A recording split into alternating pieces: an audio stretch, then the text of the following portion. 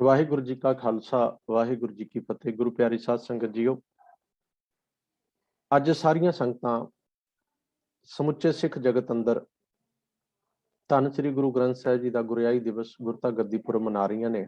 आप सारियां संगतां नूं भी बेअंत बेअंत मुबारकां, लख लख बधाइयां।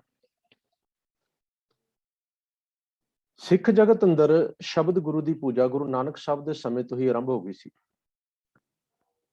जदों गुरु नानक साहब सुमेर पर्बत ते सिद्धां नाल मिल के सिद्ध गोष्ठी करते हैं, ਉਹਦੇ ਵਿੱਚ ਉਹਨਾਂ ने एक सवाल किया सी, तेरा कवन गुरु किसका तू चेला। महाराज ने उत्तर दिता सी, शब्द गुरु सुरत तुन चेला। गुरु ते संसार का ही शब्द है, तो महाराज कहते भी मेरा भी गुरु शब्द है। शब्द वो शब्द जो मैनू ज्ञान दिंदा है, जो मैनू आत्म नाल जोड़दा है, जो मैनू उस सच्चे मालिक के घर तक लैके जांदा है। जिस शब्द विचों सच का ज्ञान प्राप्त होवे वो शब्द ही मेरा गुरु है। पर संसार अंदर देहधारी की प्रपाटी भी बड़ा लंबा समा प्रचलित रही है। अज भी ये देखण विच बहुत थां ते देहधारी की प्रपाटी है, जिहड़ी वड्डे विशाल रूप नूं धारण करी बैठी है, खास तौर ते साडे हिंदुस्तानी समाज विच। धन गुरु नानक देव महाराज जी ने इस प्रपाटी नूं खत्म करने लई एक बीड़ा चुकिया, क्योंकि जो गुरु नानक साहब की विचारधारा हैगी प्यारे बड़ी निर्मल ते निराली है। सतगुरु ने जो विचार संसार नूं दिता है भी ये जिहड़ा जीव है ये अमर है, मन अमर है, आत्मा अमर है, पर यह भटकदी है अज्ञान करके, भरम करके। जिन्ना चिर ये मन अज्ञानता विच है, भरमां च फसिया होया, ये बार बार जन्म मरण दे विच फसिया रहिंदा, भाव जमदा रहिंदा, मरदा रहिंदा शरीर करके। पर जदों इहनूं पूर्ण ज्ञान हो जाए, समझ हो जाए, इहदा ज्ञान पूरा हो जाए, इहदा भरम मिट जाए, इहदे विकार खत्म हो जाण, इहनूं इहदा लक्ष्य मिल जाए, तो यह इस बंधनां विचों जन्म मरण की प्रपाटी चों भी निकल जाता है, शरीर के चोले चों भी निकल जाता है, तो अपने मूल परमेश्वर विच ही समा जाता है। उहदे लई उपदेश की लोड़ है। उपदेश ज्ञान वाला चाहिए, ज्ञान सच का चाहिए। सच का ज्ञान ही इस जीव का पार उतारा कर सकता है। हाँ, ये गल ठीक है कि ज्ञान इसनूं संसार दे विच आके इस शरीरक जामे राही मिलना है। जदों इन्हें ज्ञान लेना है उदों भी शरीर च होएगा, जी तो ज्ञान मिलेगा वो भी शरीर च ही होएगा। पर शरीर नूं गुरु नहीं मन्निया जा सकता।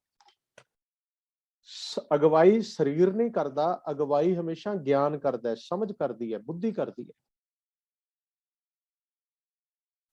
जे असीं अज गुरु नानक साहब नूं मान लो असीं गुरु कहंदे भी हाँ, तो इस करके कहंदे भी उन्हां विच वो ज्ञान है, वो समझ है, वो तत्त है, वो सिੱਖਿਆ है, ज्ञान की वो शक्ति है जिहड़ी किसी होर शरीर विच नहीं सी उस वेले।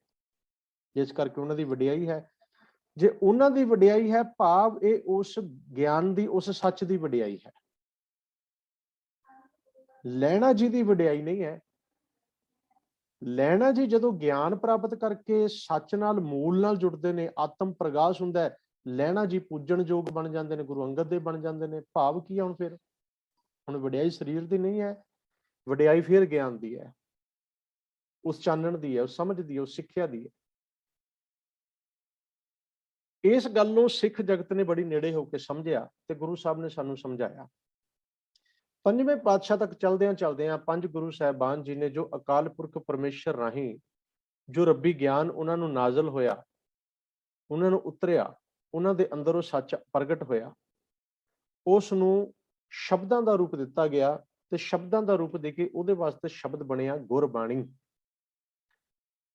पर जदों ये शब्द नहीं हुंदे, ये ज्ञान अंतर आत्मा विच चलदा है, जदों बिना कन्नां तो सुणदा है, उदों इहदा नाम हुंदा है बाणी। ध्यान विच रखियो, बाणी ते गुरबाणी दो शब्द ने। जदों बिना कन्नां तो असीं अंतर आत्मा तो सुणदे हां बाणी, जदों ये बाणी किसी दे शरीर माध्यम राही प्रगट होकर बाहर अखरी जामा धारण कर लैंदी है, उदों बनदी है गुरबाणी।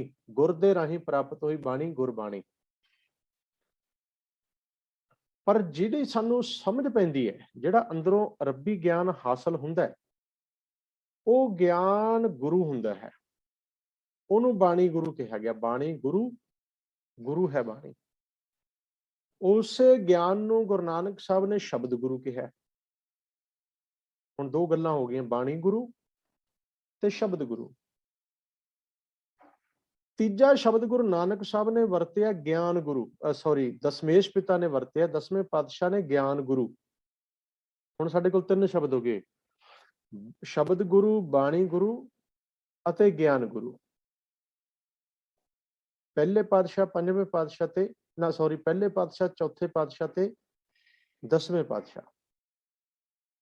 ਇਹ ਸ਼ਬਦ ਬਾਣੀ ਦਾ ਰੂਪ ਧਾਰ ਕੇ ਜਦੋਂ ਗਿਆਨ ਦੇ ਰੂਪ ਦੇ ਵਿੱਚ ਸਿੱਖ ਜਗਤ ਤੱਕ ਪਹੁੰਚਦਾ ਹੈ, ਇਹਨੂੰ ਅੱਖਰੀ ਜਾਮਾ ਪਹਿਨਾ ਕੇ ਕਿਸੇ ਕਾਗਜ਼ ਤੇ ਲਿਖ ਕੇ ਵੱਡ ਆਕਾਰੀ ਗ੍ਰੰਥ ਦਾ ਰੂਪ ਦਿੱਤਾ ਜਾਂਦਾ ਹੈ, ਉਦੋਂ ਸਾਡੇ ਸਿੱਖ ਜਗਤ ਨੇ ਇਹਨੂੰ ਮੰਨਿਆ ਗ੍ਰੰਥ ਗੁਰੂ। ਹੁਣ ਦੇਖਣ ਵਿੱਚ ਚਾਰ ਸ਼ਬਦ ਨੇ, ਵੱਖਰੇ ਵੱਖਰਾ ਇਹਨਾਂ ਦਾ ਰੂਪ ਹੈ, ਵੱਖਰਾ ਵੱਖਰਾ ਆਕਾਰ ਹੈ, ਪਰ ਇਹਦੇ ਪਿੱਛੇ ਭਾਵ ਇੱਕੋ ਹੀ ਹੈ। ਚਾਰ ਹੋ ਕੇ ਵੀ ਇੱਕੋ ਹੀ ਹੈ, ਬਾਣੀ ਗੁਰੂ ਜਾਂ ਸ਼ਬਦ ਗੁਰੂ, ਜਾਂ ਉਹ ਗਿਆਨ ਜਿਹੜਾ ਸਾਨੂੰ ਸੱਚ ਤੱਕ ਜੋੜਦਾ ਹੈ। ਤੋ ਦਸਵੇਂ ਪਾਤਸ਼ਾਹ ਤੱਕ ਪਹੁੰਚਦਿਆਂ ਸਿੱਖ ਜਗਤ ਬਹੁਤ ਗਿਆਨਵਾਨ ਹੋ ਚੁੱਕਾ ਸੀ। ਬੜੀ ਸਮਝ ਸੀ ਸਿੱਖਾਂ ਨੂੰ, ਬਾਣੀ ਦਾ ਬੜਾ ਸਤਿਕਾਰ ਸੀ। ਗੁਰਬਾਣੀ ਨੂੰ ਪੜ੍ਹਨਾ, ਸੁਣਨਾ, ਸਮਝਣਾ, ਵਿਚਾਰਨਾ, ਗੁਰਬਾਣੀ ਅਨੁਸਾਰ ਚੱਲਣਾ ਜੀਵਨ ਦਾ ਲਕਸ਼ ਬਣ ਗਿਆ। ਜੋ ਲੋਕ ਬਾਣੀ ਗੁਰੂ ਨੂੰ ਸਮਝਦੇ ਰਹੇ, ਉਹ ਗੁਰੂ ਨਾਨਕ ਦੀ ਸਿੱਖੀ ਨੂੰ ਅਪਣਾਉਂਦੇ ਰਹੇ ਤੇ ਉਹ ਸਿੱਖ ਬਣਦੇ ਗਏ। ਸਿੱਖ ਜਗਤ ਨੇ ਆਪਣੇ ਵੱਡੇ ਭਾਗ ਸਮਝੇ ਜੋ ਸਾਨੂੰ ਸ੍ਰੀ ਗੁਰੂ ਨਾਨਕ ਦੇਵ ਜੀ ਨੇ ਗੁਰੂ ਗ੍ਰੰਥ ਦੇ ਲੜ, ਬਾਣੀ ਦੇ ਲੜ, ਸ਼ਬਦ ਦੇ ਲੜ ਲਾਇਆ। ਦਸਵੇਂ ਪਾਤਸ਼ਾਹ ਨੇ ਦੱਸਿਆ ਵੀ ਉਹ ਗਿਆਨ ਜਿਹੜਾ ਮੇਰੇ ਆਤਮਾ ਦੇ ਹਨੇਰੇ ਨੂੰ ਦੂਰ ਕਰਦਾ। ਗਿਆਨ ਗੁਰੂ ਆਤਮ ਉਪਦੇਸ਼ੋ ਨਾਮ ਵਿਭੂਤ ਲਗਾਓ। ਗਿਆਨ ਗੁਰੂ ਦਾ ਉਪਦੇਸ਼ ਕਿੱਥੇ ਹੁੰਦਾ? ਕਹਿੰਦੇ ਆਤਮਾ ਨੂੰ ਉਪਦੇਸ਼ ਹੁੰਦਾ ਗਿਆਨ ਗੁਰੂ ਦਾ। ਇਹਦੇ ਨਾਲ ਆਤਮਾ ਨੂੰ ਉਪਦੇਸ਼ੀ ਦਾ ਹੁੰਦਾ, ਭਾਵ ਆਤਮਾ ਨੂੰ ਸੁਝੀ ਦੇਈਦੀ, ਆਤਮਾ ਨੂੰ ਸਿੱਖਿਆ ਮਿਲਦੀ ਹੈ।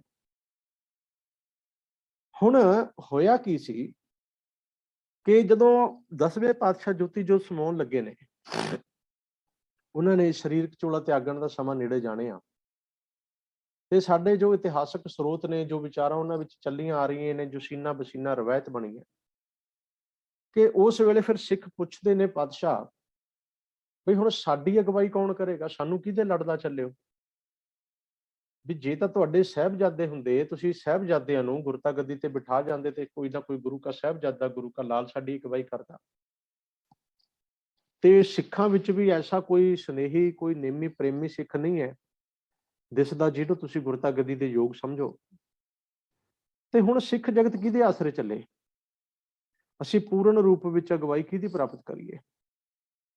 ਭਾਵੇਂ ਉਦੋਂ ਬਾਣੀ ਗੁਰੂ, ਸ਼ਬਦ ਗੁਰੂ ਗ੍ਰੰਥ ਹੈ, ਪਰ ਦਸਵੇਂ ਪਾਤਸ਼ਾਹ ਨੇ ਉਦੋਂ ਜੋ ਸ਼ਬਦ ਵਰਤਿਆ ਉਹ ਇਹੀ ਕਿਹਾ ਸੀ, ਭਾਈ ਅੱਜ ਤੋਂ ਬਾਅਦ ਸੰਪੂਰਨ ਰੂਪ ਚ ਅਗਵਾਈ ਜਿਹੜੀ ਹੈ ਉਹ ਆਦਿ ਗ੍ਰੰਥ ਸਾਹਿਬ ਹੀ ਕਰਨਗੇ। ਆਦਿ ਗ੍ਰੰਥ ਦੇ ਤੁਹਾਨੂੰ ਪੂਰਨ ਰੂਪ ਵਿੱਚ ਲੜ ਲਾ ਦਿੱਤਾ। ਅੱਜ ਤੋਂ ਬਾਅਦ ਤੁਸੀਂ ਕਿਸੇ ਦੇ ਮਗਰ ਨਹੀਂ ਲੱਗਣਾ, ਕਿਸੇ ਬੰਦੇ ਨੂੰ ਨਹੀਂ ਲੱਭਣਾ, ਕਿਸੇ ਮਨੁੱਖ ਨੂੰ ਗੁਰੂ ਨਹੀਂ ਮੰਨਣਾ। ਬਾਣੀ ਗੁਰੂ, ਸ਼ਬਦ ਗੁਰੂ ਦਾ ਗਿਆਨ ਸਾਨੂੰ ਪਹਿਲੋਂ ਗੁਰੂ ਨਾਨਕ ਸਾਹਿਬ ਦੇ ਸਮੇਂ ਤੋਂ ਹੁੰਦਾ ਆਇਆ। ਬਾਣੀ ਸ਼ਬਦ ਗੁਰੂ ਦੇ ਲੜ ਲੱਗ ਕੇ ਸਾਡੇ ਜੀਵਨ ਦਾ ਭਾਰ ਉਤਾਰਾ ਹੋਣਾ। ਅੱਜ ਤੋਂ ਬਾਅਦ ਜੋ ਪ੍ਰਭੂ ਕੋ ਮਿਲ ਬੋਚ ਹੈ, ਖੋਜ ਸ਼ਬਦ ਮੈਂ ਲਈ, ਉਹ ਸ਼ਬਦ ਨੂੰ ਖੋਜੇਗਾ। ਜਿਹੜਾ ਅਸੀਂ ਦੋਹਰਾ ਪੜ੍ਹਦੇ ਆ ਨਾ, ਆਗਿਆ ਭਈ ਅਕਾਲ ਕੀ ਤਬੇ ਚਲਾਇਓ ਪੰਥ ਸਭ ਸਿੱਖਣ ਕੋ ਹੁਕਮ ਗੁਰੂ ਮਾਨਿਓ ਗ੍ਰੰਥ, ਇਹ ਕਵੀ ਸੈਨਾਪਤੀ ਦਾ ਲਿਖਿਆ ਹੋਇਆ, ਕਈਆਂ ਨੂੰ ਚੌਪਾ ਸਿੰਘ ਦਾ ਵੀ ਕਹਿੰਦੇ ਆ। ਭਾਵ ਸੀ ਵੀ ਜੋ ਗੁਰੂ ਸਾਹਿਬ ਨੇ ਜੋ ਵਿਚਾਰ ਰੱਖੀ, ਉਹ ਹੁਣ ਕਵੀ ਲੋਕ ਸਨ, ਉਹਨਾਂ ਨੇ ਕਵਿਤਾ ਦੇ ਸ਼ਬਦਾਂ ਰਾਹੀਂ ਉਸ ਗੱਲ ਨੂੰ ਸਾਡੇ ਸਨਮੁਖ ਲੈ ਕੇ ਆਂਦਾ। ਉਹਨਾਂ ਨੇ ਕਵਿਤਾ ਰੂਪ ਚੋਂ ਗੱਲ ਕਹਿ ਦਿੱਤੀ ਵੀ ਸਤਿਗੁਰੂ ਜੀ ਭਾਈ ਸਾਹਿਬ ਸਾਰੀ ਸਿੱਖ ਸੰਗਤ ਨੂੰ ਬੇਨਤੀ ਹੈ ਵੀ ਸਤਿਗੁਰੂ ਇੱਕ ਆਗਿਆ ਕਰਕੇ ਗਏ ਨੇ, ਤੇ ਆਗਿਆ ਗੁਰੂ ਸਾਹਿਬ ਕਹਿੰਦੇ ਨੇ ਵੀ ਜਿਹੜੀ ਆਗਿਆ ਮੈਂ ਕਰਨ ਲੱਗਾ ਇਹ ਮੈਨੂੰ ਅਕਾਲ ਪੁਰਖ ਤੋਂ ਆਈ ਹੈ। ਆਗਿਆ ਭਈ ਅਕਾਲ ਕੀ, ਜਦੋਂ ਮੈਨੂੰ ਅਕਾਲ ਪੁਰਖ ਨੇ ਆਗਿਆ ਕੀਤੀ, ਮੈਨੂੰ ਹੁਕਮ ਕੀਤਾ, ਤਭੀ ਚਲਾਇਓ ਪੰਥ, ਅਸੀਂ ਇਹ ਖਾਲਸਾ ਪੰਥ ਦੀ ਸ਼ੁਰੂਆਤ ਕੀਤੀ, ਖਾਲਸਾ ਪੰਥ ਸੰਸਾਰ 'ਚ ਪ੍ਰਗਟ ਕੀਤਾ। ਤੇ ਸਾਰੇ ਸਿੱਖਾਂ ਨੂੰ ਦਸਵੇਂ ਪਾਤਸ਼ਾਹ ਨੇ ਹੁਕਮ ਕਰ ਦਿੱਤਾ, ਸਭ ਸਿੱਖਣ ਕੋ ਹੁਕਮ ਹੈ ਗੁਰੂ ਮਾਨਿਓ ਗ੍ਰੰਥ। ਉਹਦੇ ਵਿੱਚ ਉਸ ਟਾਈਮ, ਹੁਣ ਮੈਂ ਬੇਨਤੀ ਕਰਾਂ ਸ਼ਬਦ ਧਿਆਨ ਨਾਲ ਸੁਣਿਓ, ਉਸ ਵੇਲੇ ਜਿਹੜਾ ਸ਼ਬਦ ਵਰਤਿਆ ਜਾਂਦਾ ਸੀ, ਇਹ ਮਨੌਤ ਹੈ, ਇਹ ਹੁਣ ਖੋਜ ਨਵੀਂ ਆਈ ਹੈ, ਇਹ ਗੱਲ ਦੀ ਸਮਝ ਪਈ ਹੈ ਵੀ ਛੇੜਛਾੜ ਹੋਈ ਹੈ ਇਸ ਦੋਹਰੇ ਨਾਲ ਵੀ। ਉਸ ਵੇਲੇ ਸ਼ਬਦ ਸੀ ਗੁਰੂ ਮਾਨਿਓ ਗ੍ਰੰਥ ਸਭ ਸਿੱਖਾਂ ਨੂੰ ਕੋ ਹੁਕਮ ਹੈ। ਗੁਰੂ ਮਾਨਿਓ ਗ੍ਰੰਥ ਅੱਗੇ ਸੀ ਗੁਰੂ ਖਾਲਸਾ ਮੰਨੀਐ ਪ੍ਰਗਟ ਗੁਰਾਂ ਕੀ ਦੇ। ਹੁਣ ਅਸੀਂ ਪੜ੍ਹਦੇ ਹਾਂ ਗੁਰੂ ਗ੍ਰੰਥ ਜੀ ਮਾਨਿਓ ਪ੍ਰਗਟ ਗੁਰਾਂ ਕੀ ਦੇ। ਅਸਲ ਵਿੱਚ ਇੱਥੇ ਸ਼ਬਦ ਸੀ ਗੁਰੂ ਖਾਲਸਾ ਮੰਨੀਐ ਪ੍ਰਗਟ ਗੁਰਾਂ ਕੀ ਦੇ। ਬਈ ਜੇ ਤੁਸੀਂ ਗੁਰੂ ਸਰੀਰ ਰੂਪ ਚ ਦੇਖਣਾ ਨਾ, ਪ੍ਰਗਟ ਰੂਪ ਚ ਦੇਖਣਾ, ਦੇਹੀ ਰੂਪ ਚ ਦੇਖਣਾ, ਤੇ ਖਾਲਸਾ ਹੀ ਗੁਰੂ ਹੋਏਗਾ। ਭਾਵ ਇੱਥੇ ਇਹ ਹੈ ਮੇਰੇ ਕਹਿਣ ਦਾ ਵੀ ਉਦੋਂ ਸਤਿਗੁਰੂ ਨੇ ਸਾਨੂੰ ਦੋ ਤਰ੍ਹਾਂ ਦੀ ਇੱਕ ਨਵੇਕਲੀ ਵਿਚਾਰ ਦਿੱਤੀ, ਦੋ ਦੇ ਲੜ ਲਾਇਆ, ਗੁਰੂ ਪੰਥ ਤੇ ਗੁਰੂ ਗ੍ਰੰਥ। ਕਹਿੰਦੇ ਸਰੀਰ ਰੂਪ ਚ ਦਰਸ਼ਨ ਕਰਨੇ ਆ ਤਾਂ ਖਾਲਸੇ ਦੇ ਕਰਿਓ। ਉਹ ਪ੍ਰਗਟ ਗੁਰਾਂ ਕੀ ਦੇਹ, ਦੇਹ ਤਾਂ ਹੁਣ ਖਾਲਸੇ ਕੋਲ ਹੈ। ਸ਼ਬਦ ਵਿੱਚ ਹੈ ਜੋਤ, ਦੋਨੇ ਚਾਹੀਦੇ ਨੇ ਨਾ। ਜੇ ਸਰੀਰ ਜੋਤ ਤੋਂ ਬਿਨਾਂ ਨਹੀਂ ਚੱਲਦਾ, ਦੇਹੀ ਜੋਤ ਤੋਂ ਬਿਨਾਂ ਨਹੀਂ ਚੱਲਦੀ, ਜੋਤ ਦੀ ਵੈਲਿਊ ਵੀ ਤੇ ਸਰੀਰ ਨਾਲ ਹੈ, ਦੇਹੀ ਨਾਲ ਹੈ। ਦੋਨੇ ਆਪਸ ਚ ਇੱਕ ਦੂਜੇ ਦੇ ਪੂਰਕ ਨੇ। तो उस समय कहा सी भी गुरु खालसा मानिया प्रगट गुरां की दे, जो प्रभु को मिल बोचा खोज इन्हीं में ले। इन्हीं शब्द सीगा, इन्हीं दा अर्थ है भी दोने पंथ ते ग्रंथ, खोज इन्हें में ले।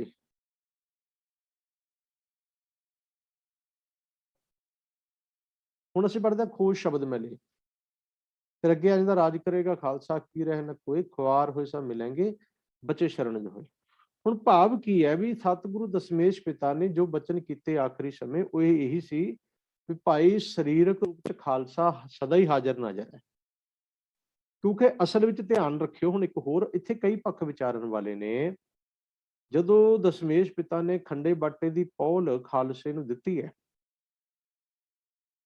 ਤੇ ਖਾਲਸੇ ਨੂੰ ਇੱਕ ਅਧਿਕਾਰ ਸਤਿਗੁਰੂ ਨੇ ਦੇਹਧਾਰੀ ਪ੍ਰਥਾ ਦਾ ਉਸ ਵੇਲੇ ਦੇ ਦਿੱਤਾ ਸੀ ਜਦੋਂ ਉਹਨਾਂ ਤੋਂ ਅੰਮ੍ਰਿਤ ਛਕਿਆ ਸੀ। ਖੰਡੇ ਬਾਟੇ ਦੀ ਪੌਲ ਜਦੋਂ ਦਸ਼ਮੇਸ਼ ਪਿਤਾ ਨੇ ਪੰਜਾਂ ਪਿਆਰਿਆਂ ਪਾਸੋਂ ਪ੍ਰਾਪਤ ਕੀਤੀ, ਅਸਲ ਵਿੱਚ ਦੇਹਧਾਰੀ ਗੁਰਤਾ ਗੱਦੀ ਦੀ ਪਦਵੀ ਉਸ ਟਾਈਮ ਖਾਲਸੇ ਕੋਲ ਜਾ ਚੁੱਕੀ ਹੈ।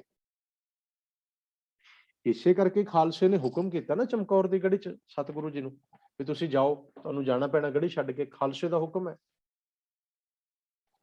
ਖਾਲਸੇ ਦਾ ਹੁਕਮ ਤਾਂ ਹੀ ਮੰਨਿਆ ਨਾ ਜੇ ਖਾਲਸੇ ਨੂੰ ਉਸ ਵੇਲੇ ਸਤਿਗੁਰੂ ਨੇ ਅਥਾਰਟੀ ਦਿੱਤੀ ਹੈ। ਅਥਾਰਟੀ ਹੈ ਖਾਲਸੇ ਕੋਲ ਉਸ ਟਾਈਮ। ਸਤਿਗੁਰੂ ਨੇ ਪੰਜਾਂ ਨੂੰ ਦਾਤ ਦੇ ਕੇ ਅਥਾਰਟੀ ਦਿੱਤੀ, ਨਾਲ ਗੁਰਤਾ ਗੱਦੀ ਦੀ ਪਦਵੀ ਖਾਲਸੇ ਨੂੰ ਉਸੇ ਵੇਲੇ ਮਿਲ ਗਈ ਸੀ।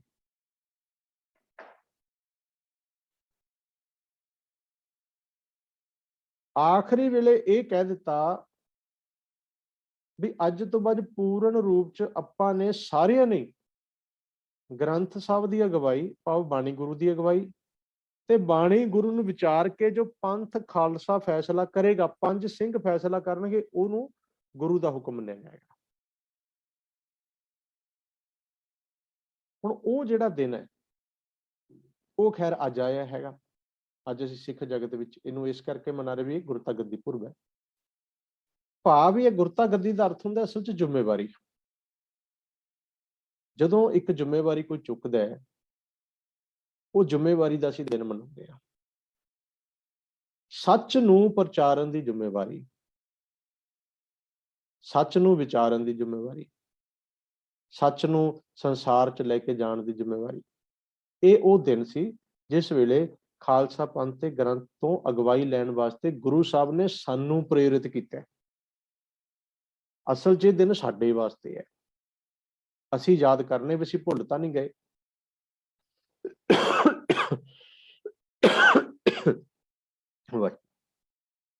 ਅਸੀਂ ਇਹ ਗੱਲ ਸੋਚਣੇ ਵੀ ਅਸੀਂ ਗ੍ਰੰਥ ਨੂੰ, ਆਦ ਨੂੰ, ਬਾਣੀ ਨੂੰ ਛੱਡ ਕੇ ਕਿਸੇ ਹੋਰ ਪਾਸੇ ਤਾਂ ਨਹੀਂ ਭਟਕੇ। ਅਸੀਂ ਇਸ ਗੱਲ ਨੂੰ ਧਿਆਨ ਵਿੱਚ ਰੱਖਣਾ ਹੈ ਵੀ ਸਾਡੇ ਮਨ ਦੇ ਵਿੱਚ ਕਿਤੇ ਫੇਰ ਕਿਸੇ ਦੇਹ ਦਾ, ਸਰੀਰ ਦਾ ਭਰਮ ਤਾਂ ਨਹੀਂ ਪੈਦਾ ਹੋ ਰਿਹਾ। ਅਸੀਂ ਜੋਤ ਰੂਪ ਚ ਕਿੰਨਾ ਅੱਗੇ ਗਏ, ਅਸੀਂ ਅਧਿਆਤਮਵਾਦ ਚ ਕਿੰਨਾ ਅੱਗੇ ਗਏ ਹਾਂ, ਅਸੀਂ ਆਤਮਿਕ ਤੌਰ ਤੇ ਕਿੰਨੀ ਤਰੱਕੀ ਕੀਤੀ ਹੈ। ਕਿ ਅੱਜ ਦੇ ਦਿਨ ਸਤਿਗੁਰੂ ਜੀ ਨੇ ਸਾਨੂੰ ਇਹ ਸਮਝ, ਸਿੱਖਿਆ, ਗਿਆਨ ਬਖਸ਼ਿਆ ਸੀ ਕਿ ਅਸੀਂ ਉਸ ਸਮਝ ਨੂੰ ਲਿਆ ਪੂਰਾ, ਕਿ ਅਸੀਂ ਆਦਿ ਗ੍ਰੰਥ ਸਾਹਿਬ ਤੋਂ ਅਗਵਾਈ ਲੈ ਰਹੇ ਹਾਂ। ਜ਼ਿੰਮੇਵਾਰੀ ਤਾਂ ਸਾਡੀ ਵੀ ਬਣਦੀ ਹੈ ਨਾ, ਪਰ ਜਦੋਂ ਆਪਾਂ ਕੌਮੀਅਤ ਤੌਰ ਤੇ ਦੇਖਦੇ ਹਾਂ, ਸਾਂਝੇ ਰੂਪ ਚ ਵਿਚਾਰ ਕਰਦੇ ਹਾਂ, ਦੇਖਦੇ ਹਾਂ, ਤੇ ਇਸ ਗੱਲ ਦੇ ਵਿੱਚ ਬੜੀ ਵੱਡੀ ਘਾਟ ਨਜ਼ਰ ਆਉਂਦੀ ਹੈ ਵੀ ਅਸੀਂ ਉਸ ਪੱਖ ਤੋਂ ਪੂਰੇ ਨਹੀਂ ਉਤਰ ਪਾ ਰਹੇ। ਅਸੀਂ ਖੋਜ ਸ਼ਬਦ ਮੈਂ ਲੇ ਵਾਲੇ ਪਾਸੇ ਨਹੀਂ ਤੁਰੇ, ਅਸੀਂ ਖੋਜੀ ਨਹੀਂ ਬਣੇ, ਅਸੀਂ ਵਿਚਾਰਕ ਨਹੀਂ ਬਣੇ, ਅਸੀਂ ਰਵਾਇਤੀ ਸਿੱਖ ਬਣ ਗਏ, ਪਰਪੰਚੀ ਸਿੱਖ ਬਣ ਗਏ, ਖੋਜੀ ਸਿੱਖ ਨਹੀਂ ਬਣ ਪਾਏ, ਵਿਚਾਰਵਾਨ ਨਹੀਂ ਬਣ ਪਾਏ। ਕਿਉਂਕਿ ਅੱਜ ਦੇ ਦਿਨ ਸਾਨੂੰ ਹੁਕਮ ਹੋਇਆ ਸੀ ਖੋਜ ਸ਼ਬਦ ਮੈਂ ਲੇ। ਸਿੱਖੋ, ਜ਼ਿੰਮੇਵਾਰੀ ਅੱਜ ਤੋਂ ਬਾਅਦ ਤੁਹਾਡੀ ਹੈ। ਖਜ਼ਾਨਾ ਤੁਹਾਨੂੰ ਦੇਤਾ, ਜਦੋਂ ਲੋੜ ਪਈ ਵਿਚਾਰ ਲਿਓ, ਜਦੋਂ ਲੋੜ ਪਈ ਸਮਝ ਲਿਓ, ਜਦੋਂ ਲੋੜ ਪਈ ਇੱਥੋਂ ਲੱਭ ਲਿਓ, ਇੱਥੋਂ ਖੋਜ ਲਿਓ। ਅਸੀਂ ਉਹ ਆਪਣੀ ਜ਼ਿੰਮੇਵਾਰੀ ਭੁੱਲ ਗਏ।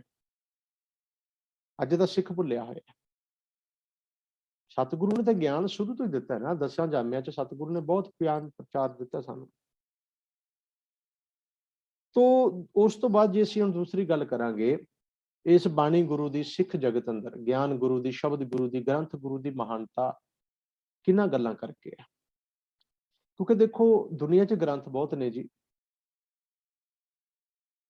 4 ਵੇਦ ਨੇ, 18 ਪੁਰਾਣ ਨੇ, 27 ਸਿਮਰਤੀਆਂ ਨੇ, ਫਿਰ ਸ਼ਾਸਤਰ ਨੇ, ਫਿਰ ਗੀਤਾ ਹੈ, ਰਮਾਇਣ ਹੈ, ਕੁਰਾਨ ਹੈ, ਅੰਜੀਲ ਹੈ, ਤੌਰੇਤ ਹੈ, ਜ਼ੰਬੂਰ ਹੈ, ਬਾਈਬਲ ਹੈ, ਹਨਾ। ਗ੍ਰੰਥ ਤੇ ਤਕਰੀਬਨ ਹਰ ਧਰਮ ਦਾ ਪੋਥੀ, ਗ੍ਰੰਥ, ਬਚਨ ਹੁੰਦੇ ਹੀ ਨੇ। ਪਰ ਕਿਸੇ ਵੀ ਗ੍ਰੰਥ ਪੋਥੀ ਨੂੰ ਅੱਜ ਤੱਕ ਗੁਰੂ ਦਾ ਦਰਜਾ ਨਹੀਂ ਸੀ ਮਿਲਿਆ ਜੋ ਸਿੱਖ ਜਗਤ ਵਿੱਚ ਮਿਲਿਆ। ਇਹ ਵੱਡੀ ਬਾਤ ਸੀ। ਕਿਸੇ ਧਾਰਮਿਕ ਪੋਥੀ ਨੂੰ, ਕਿਸੇ ਪੁਸਤਕ ਨੂੰ, ਕਿਸੇ ਕਿਤਾਬ ਨੂੰ, ਕਿਸੇ ਲਿਖਤ ਨੂੰ, ਕਿਸੇ ਸ਼ਬਦ ਨੂੰ, ਕਿਸੇ ਗਿਆਨ ਨੂੰ ਗੁਰੂ ਦਾ ਦਰਜਾ ਨਹੀਂ। ਔਰ ਕਮਾਲ ਦੀ ਗੱਲ ਹੈ ਵੀ ਇਹ ਗੱਲ ਸਾਡੇ ਦੇਸ਼ ਦੀ ਸੁਪਰੀਮ ਕੋਰਟ ਨੇ ਮੰਨ ਲਈ ਹੈ। ਮੈਂ ਕੱਲ ਪਰਸੋਂ 4-5 ਪੁਆਇੰਟ ਮੇਰੇ ਹਿਰਦੇ 'ਚ, ਜਿਹਨ ਚਾਹੇ ਅੰਦਰੋਂ ਬਖਸ਼ੇ ਸਤਿਗੁਰ ਨੇ, ਮੈਂ ਨੋਟ ਕੀਤੇ ਸੀ ਵੀ ਦੁਨੀਆ ਦੇ ਵਿੱਚ ਜੇ ਅਸੀਂ ਸੰਸਾਰਿਕ ਨਜ਼ਰੀਏ ਨਾਲ ਵੇਖਦੇ ਹਾਂ, ਜਦੋਂ ਹੋਰਨਾਂ ਧਾਰਮਿਕ ਗ੍ਰੰਥਾਂ ਦਾ ਤੁਲਨਾਤਮਕ ਅਧਿਐਨ ਕਰਕੇ ਵੇਖਦੇ ਹਾਂ, ਤੇ ਆਦਿ ਸ੍ਰੀ ਗੁਰੂ ਗ੍ਰੰਥ ਸਾਹਿਬ ਜੀ ਦੀ ਬੜੀ ਵੱਡੀ ਵਿਲੱਖਣਤਾ ਹੈ। ਬਹੁਤ ਯੂਨੀਕ ਨੇ, ਬਹੁਤ ਨਿਆਰਾਪਣ ਹੈ ਇਸ ਆਦਿ ਸ੍ਰੀ ਗੁਰੂ ਗ੍ਰੰਥ ਸਾਹਿਬ ਦੇ ਵਿੱਚ। ਉਹ ਕੀ ਹੈ? ਦੁਨੀਆ ਦੇ ਇੱਕੋ ਇੱਕ ਗ੍ਰੰਥ ਨੇ ਜੋ ਸਭ ਤੋਂ ਪਹਿਲੀ ਗੱਲ ਹੈ, ਇਹਨਾਂ ਦੇ ਬਾਨੀਆਂ ਨੇ ਆਪਣੀ ਹਯਾਤੀ 'ਚ ਆਪ ਲਿਖੇ ਨੇ। ਦੂਜੇ ਧਾਰਮਿਕ ਗ੍ਰੰਥਾਂ ਬਾਰੇ ਬੜੇ ਮਤਭੇਦ ਨੇ। ਕੋਈ ਕਹਿੰਦਾ ਜੀ ਇਹ ਗ੍ਰੰਥ ਸਾਡੇ ਪੀਰ ਪੈਗੰਬਰ ਦੀ ਹਯਾਤੀ ਤੋਂ ਇੰਨੇ ਸਾਲ ਬਾਅਦ ਲਿਖਿਆ ਗਿਆ, ਕੋਈ ਕਹਿੰਦਾ ਇੰਨੇ ਸਾਲ ਬਾਅਦ ਲਿਖਿਆ, ਕੋਈ ਕਹਿੰਦਾ ਫਲਾਣੇ ਨੇ ਲਿਖਿਆ, ਕੋਈ ਕਹਿੰਦਾ ਕਿਸੇ ਨੇ ਲਿਖਿਆ। ਰਮਾਇਣ ਬਾਰੇ ਅੱਜ ਤੱਕ ਰੌਲਾ ਚੱਲਦਾ ਜੀ, ਤੁਲਸੀਦਾਸ ਨੇ, ਕੋਈ ਕਹਿੰਦਾ ਪਹਿਲਾਂ ਲਿਖੀ, ਕੋਈ ਕਹਿੰਦਾ ਬਾਅਦ ਵਿੱਚ ਲਿਖੀ ਹੈ। ਰਾਮਚੰਦਰ ਜੀ ਨੇ ਨਹੀਂ ਲਿਖੀ। ਗੀਤਾ ਦੇ ਸ਼ਲੋਕ ਵੀ ਬਾਅਦ ਵਿੱਚ ਲਿਖੇ ਗਏ। ਹਜ਼ਰਤ ਮੁਹੰਮਦ ਸਾਹਿਬ ਦੀਆਂ ਹਕਾਇਤਾਂ ਵੀ ਬਾਅਦ ਚ ਲਿਖੀਆਂ ਗਈਆਂ।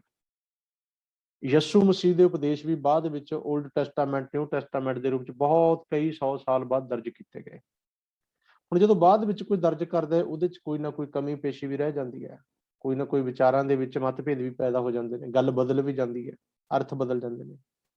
ਸਭ ਤੋਂ ਪਹਿਲੀ ਵਿਲੱਖਣਤਾ ਹੈ ਵੀ ਸਤਿਗੁਰੂ ਸ੍ਰੀ ਗੁਰੂ ਗ੍ਰੰਥ ਸਾਹਿਬ ਜੀ ਦੇ ਜੋ ਬਾਨੀ ਨੇ, ਬਾਨੀ ਦਾ ਅਰਥ ਹੈ ਜਿਹੜੇ ਵਿਚਾਰ, ਜਿਨ੍ਹਾਂ ਦੀ ਬਾਣੀ ਹੈ, ਉਹਨਾਂ ਨੇ ਆਪਣੀ ਹਯਾਤੀ 'ਚ ਆਪਣੇ ਹੱਥਾਂ ਨਾਲ ਇਹ ਬਾਣੀ, ਇਹ ਬੋਲ ਆਪ ਲਿਖੇ ਨੇ। ਦੂਜੀ ਗੱਲ, ਦੁਨੀਆ ਦੇ ਇੱਕੋ ਇੱਕ ਗ੍ਰੰਥ ਨੇ ਜਿਨ੍ਹਾਂ ਨੂੰ ਗੁਰੂ ਦਾ ਦਰਜਾ ਹਾਸਲ ਹੋਇਆ, ਜੋ ਹੋਰ ਪਾਸੇ ਨਹੀਂ ਹੈ। ਤੀਜੀ ਗੱਲ, ਦੁਨੀਆ ਦਾ ਇੱਕੋ ਇੱਕ ਗ੍ਰੰਥ ਨੇ ਜਿਨ੍ਹਾਂ ਵਿੱਚ ਦੂਜੇ ਧਰਮਾਂ ਦੀ ਉਦਾਹਰਣ ਦਿੱਤੀ ਗਈ ਹੈ, ਤੇ ਦੂਜੇ ਧਰਮਾਂ ਦੇ ਨਾਲ ਦੂਜੇ ਧਰਮਾਂ ਦੇ ਪਾਤਰਾਂ ਦੀ ਗੱਲ ਕੀਤੀ ਗਈ ਹੈ, ਜਿਵੇਂ ਰਾਮਚੰਦਰ ਦੀ, ਲక్ష్మణ ਦੀ, ਸੀਤਾ ਦੀ, ਕ੍ਰਿਸ਼ਨ ਦੀ, ਫਿਰ ਬਾਲਮੀਕ ਦੀ। ਇੱਥੋਂ ਇਲਾਵਾ ਜੇ ਦੇਖੀਏ ਆਪਾਂ, ਗੱਲ ਆ ਜਾਂਦੀ ਹੈ ਫਿਰ ਅੱਗੇ ਧਰੂ ਦੀ, ਪ੍ਰਹਿਲਾਦ ਦੀ, ਗਨਕਾ ਦੀ, ਅਜਾਮਲ ਦੀ, ਦਸ਼ਰਥ ਦੀ, ਰਾਵਣ ਦੀ। ਇਹ ਬਹੁਤ ਉਦਾਹਰਨਾਂ, ਇਹ ਸਾਰੀਆਂ ਦੂਜੇ ਧਰਮਾਂ ਚੋਂ ਨੇ। ਫਿਰ ਦੁਨੀਆ ਦੀ ਇੱਕੋ ਇੱਕ ਗ੍ਰੰਥ ਹੈ ਵੀ ਜਿੱਥੇ ਗ੍ਰੰਥ ਦਾ ਪ੍ਰਕਾਸ਼ ਹੁੰਦਾ, ਜਿਹੜਾ ਗੁਰੂ ਘਰ, ਜਿੱਥੇ ਗੁਰੂ ਘਰ ਬਣਦਾ ਹੈ, ਉੱਥੇ ਨਿਸ਼ਾਨ ਝੁੱਲਦਾ ਜੋ ਹੋਰ ਕਿਸੇ ਪਾਸੇ ਨਹੀਂ ਹੈ। ਦੁਨੀਆ ਦੇ ਇੱਕੋ ਇੱਕ ਗ੍ਰੰਥ ਨੇ ਜਿਨ੍ਹਾਂ ਨੂੰ ਕਿਸੇ ਦੇਸ਼ ਦੀ ਸੁਪਰੀਮ ਕੋਰਟ ਨੇ ਲਿਵਿੰਗ ਗੁਰੂ ਦਾ ਦਰਜਾ ਦਿੱਤਾ, ਭਾਵ ਜਾਗ੍ਰਿਤ ਗੁਰੂ ਮੰਨਿਆ, ਜਿਸ ਦਾ ਸਤਿਕਾਰ ਕਰਨਾ ਸਭ ਤੋਂ ਜ਼ਰੂਰੀ ਹੈ। ਇਹ ਪੂਰੇ ਸੰਸਾਰ ਦੇ ਵਿੱਚ ਇੱਕੋ ਕੇਵਲ ਸ੍ਰੀ ਗੁਰੂ ਗ੍ਰੰਥ ਸਾਹਿਬ ਜੀ ਲਈ ਹੈ। ਪੰਜਵਾਂ ਹੈ, ਦੁਨੀਆ ਦੇ ਇੱਕੋ ਇੱਕ ਗ੍ਰੰਥ ਨੇ ਜਿਨ੍ਹਾਂ ਵਿੱਚ ਦੂਜੇ ਧਰਮਾਂ, ਮਤਾਂ, ਜਾਤਾਂ ਦੇ ਭਗਤਾਂ, ਫਕੀਰਾਂ, ਦਰਵੇਸ਼ਾਂ, ਸੂਫੀ ਸੰਤਾਂ ਦੀ ਬਾਣੀ ਵੀ ਦਰਜ ਹੈ।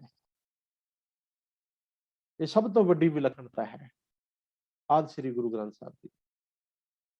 ਵਾਹਿਦ ਪੂਰੇ ਜਗਤ ਵਿੱਚ ਸ੍ਰੀ ਗੁਰੂ ਗ੍ਰੰਥ ਸਾਹਿਬ ਜੀ ਨੂੰ ਇਹ ਦਰਜਾ, ਇਹ ਮਾਣ, ਇਹ ਸਤਿਕਾਰ ਪ੍ਰਾਪਤ ਹੈ। ਤੇ ਇਹ ਤੋਂ ਇਲਾਵਾ ਸਿੱਖ ਜਗਤ ਅੰਦਰ ਨਾ ਬਾਣੀ ਦਾ ਬਹੁਤ ਵੱਡਾ ਸਤਿਕਾਰ ਕੀਤਾ ਗਿਆ। ਜਦੋਂ ਸੱਤਵੇਂ ਪਾਤਸ਼ਾਹ ਨੂੰ ਸਿੱਖ ਪੁੱਛਦੇ ਸਨ ਵੀ ਪਾਤਸ਼ਾਹ ਜਿਹੜਾ ਮਨ ਹੈ, ਮਨ ਸੁੱਤਾ ਹੋਇਆ, ਵੀ ਆਪਾਂ ਨੂੰ ਪਤਾ ਕਿਵੇਂ ਲੱਗੇ ਮਨ ਜਾਗ ਗਿਆ। ਮਹਾਰਾਜ ਨੇ ਉਦੋਂ ਬਚਨ ਵਾਕਿਆ ਸੀ ਜੋ ਸੂਰਜ ਪ੍ਰਕਾਸ਼ ਚ ਲਿਖਿਆ, ਕਹਿੰਦੇ ਮਨ ਜਾਗੈ ਕਿ ਇਹ ਨਿਸ਼ਾਨੀ, ਮਿੱਠੀ ਲਾਗੇ ਗੁਰ ਕੀ ਬਾਣੀ। ਜਾਗਰਿਤ ਮਨ ਦੀ ਨਿਸ਼ਾਨੀ ਹੈ ਜਦੋਂ ਬਾਣੀ ਮਿੱਠੀ ਲੱਗਣ ਲੱਗ ਜਾਏ, ਬਾਣੀ ਨਾਲ, ਗੁਰਬਾਣੀ ਨਾਲ ਪਿਆਰ ਬਣ ਜਾਏ, ਗੁਰਬਾਣੀ ਮਨ ਪੜਨ ਨੂੰ, ਸੁਣਨ ਨੂੰ, ਮੰਨਣ ਨੂੰ ਮਨ ਕਰੇ ਨਾ, ਬਾਣੀ ਮਿੱਠੀ ਚੰਗੀ ਲੱਗਣ ਲੱਗ ਜਾਏ, ਕਹਿੰਦੇ ਸਮਝੋ ਮਨ ਜਾਗ ਗਿਆ।